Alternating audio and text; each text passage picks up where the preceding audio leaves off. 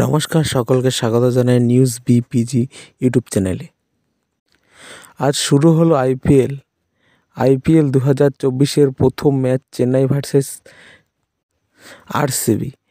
চেন্নাই প্রথম ম্যাচ জয়ের মাধ্যমে শুরু করলো এবং আরসিবি প্রথম ম্যাচ হারের মাধ্যমে শুরু করলো।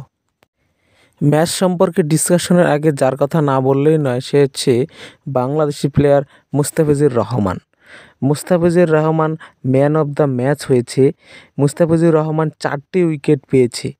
মুস্তাফিজুর রহমান আরসিবিকে ভেঙে চুরে চুরমার করে দিয়েছে।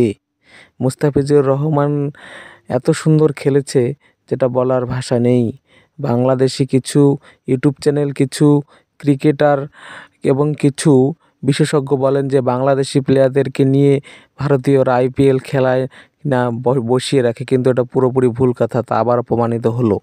আরসিবি প্রথমে ব্যাট করতে নেমে প্রথম পার্টনারশিপ ভালোই চলছিল, তারপর পঞ্চম নম্বর ওভারে এসে ছন্দপতন। পঞ্চম নম্বর ওভারে মুস্তাফিজুর রহমান পরপর 2টি উইকেট নিয়ে নিল, ফ্যাফ ডু প্লেসি এবং রজতের।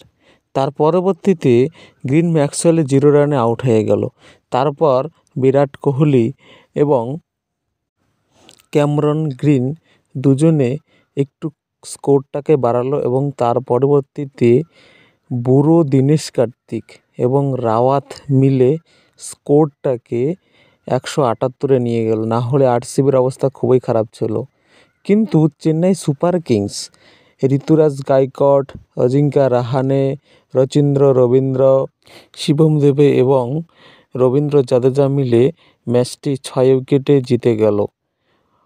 কিন্তু আরসিবি ম্যাচটা হেরে গেল কারণ তাদের বলারের জন্য।